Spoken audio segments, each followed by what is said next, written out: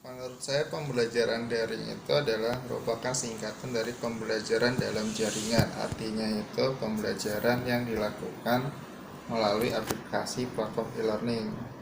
Nah, dalam masa COVID sekarang, seluruh sekolah, baik itu sekolah ataupun universitas, seluruh pembelajaran dilakukan secara daring, tidak dapat dilakukan secara tatap muka. Jadi pembelajaran daring itu adalah pembelajaran dengan menggunakan aplikasi media pembelajaran yang menghubungkan antara siswa dengan guru ataupun dosen dengan mahasiswa yang menggantikan pembelajaran secara face to face atau pembelajaran tatap. Menurut saya, pembelajaran daring merupakan pembelajaran yang dilaksanakan secara online ya.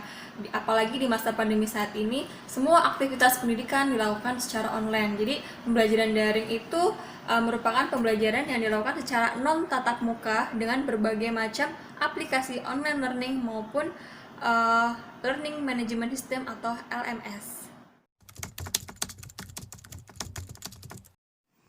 Ya, dampak COVID-19 terhadap proses belajar mahasiswa itu jelas ada dampaknya. Yang biasanya kita interaksi secara face to face, sekarang kita secara e-learning menggunakan WhatsApp group, menggunakan Edmodo, menggunakan Zoom, menggunakan Google Meet. Jadi kita tidak bisa memantau aktivitas mahasiswa seperti kita belajar di kelas.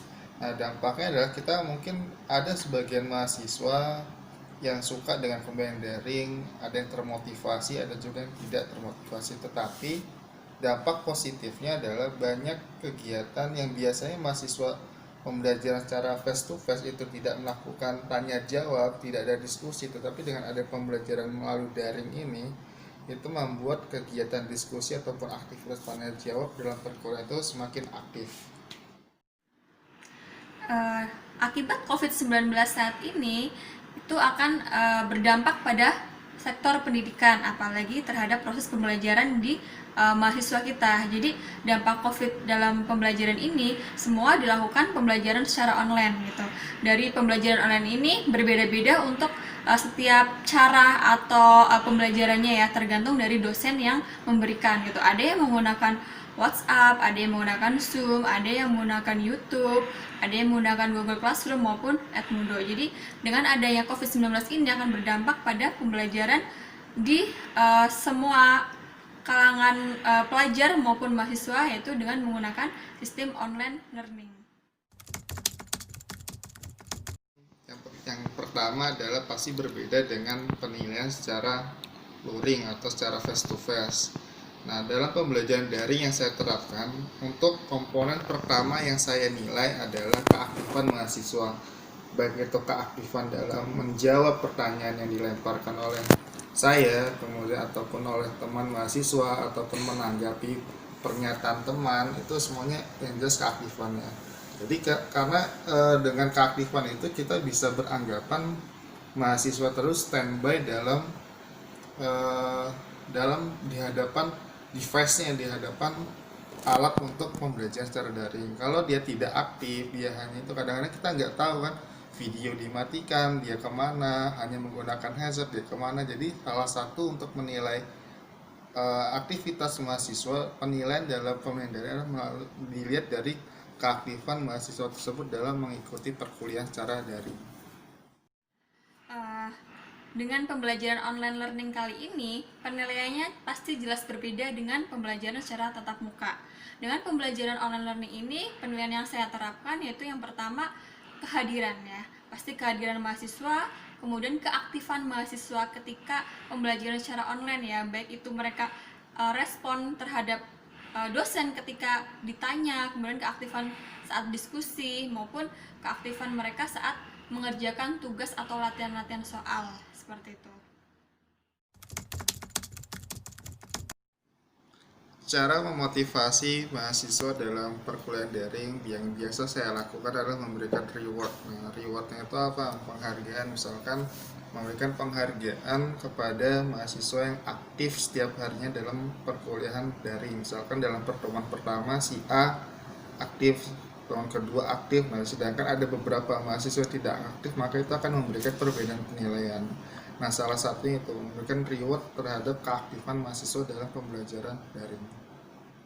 Cara memotivasi mahasiswa dalam pembelajaran daring itu yang pertama, kita tetap memberikan semangat ke mahasiswa untuk tetap belajar. Kemudian karena ini pembelajarannya secara daring berbeda dengan tatap muka, maka biasanya yang saya lakukan akan memberikan nilai plus gitu atau semacam ya penghargaan pada mahasiswa yang aktif saat pembelajaran online. Misalkan ketika kita memberikan diskusi atau pertanyaan atau studi kasus, mereka langsung cepat merespon, kemudian ada timbal balik dari mahasiswa. Nah, proses-proses seperti itu kita akan memberikan motivasi ke mahasiswa agar mahasiswa bagaimana caranya mereka bisa mengikuti pelajaran kita seperti itu.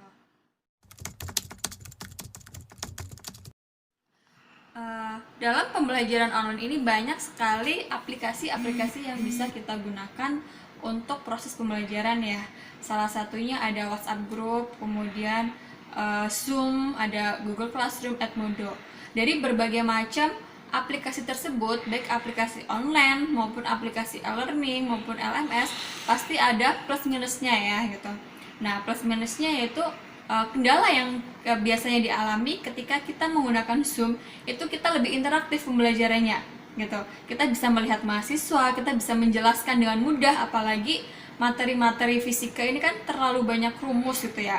Nah, itu kalau dijelaskan dengan menggunakan Zoom itu seperti kita sedang mengajar tatap muka di kelas, itu enak. Jadi mentransfer ilmunya itu lebih enak dan mahasiswa juga lebih paham apa yang kita jelaskan gitu. Tapi itu ada kendalanya kalau kita menggunakan Zoom, yaitu kendalanya adalah jaringan.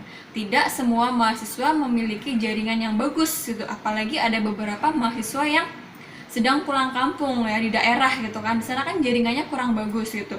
Ada juga mahasiswa yang kuotanya belum tercukupi seperti itu. Nah, itu salah satu kendala yang dihadapi dalam pembelajaran online.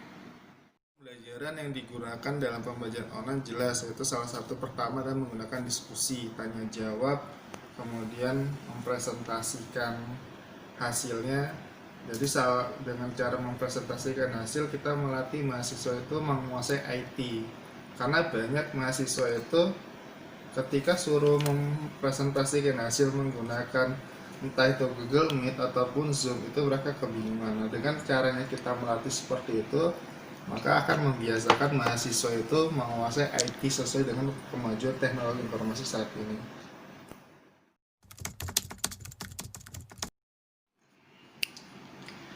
Ya, pesan saya untuk mahasiswa adalah tetap semangat dalam belajar, tetap produktif, entah itu dalam belajar, mengerjakan tugas, ataupun mengikuti kegiatan-kegiatan yang untuk mengembangkan kompetensi diri, mengikuti kegiatan seminar, mengikuti kegiatan workshop, mengikuti kegiatan apapun perlombaan yang dimana dilakukan secara daring. Kita manfaatkan waktu-waktu secara daring ini sebagai motivasi kita untuk meningkatkan kompetensi diri kita.